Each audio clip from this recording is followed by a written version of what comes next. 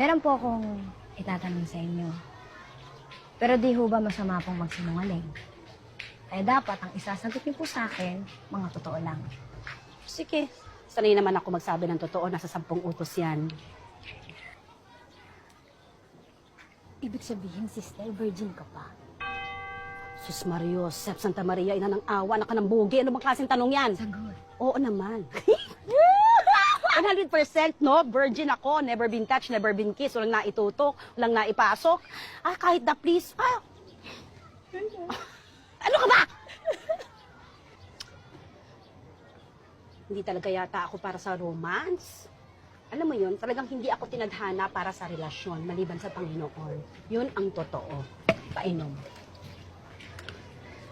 Pero sister, tao ka lang. Hindi ka Diyosa. Meron ka rin pong mga pangangailangan. Kaya nga ito nga po yung gusto ko talagang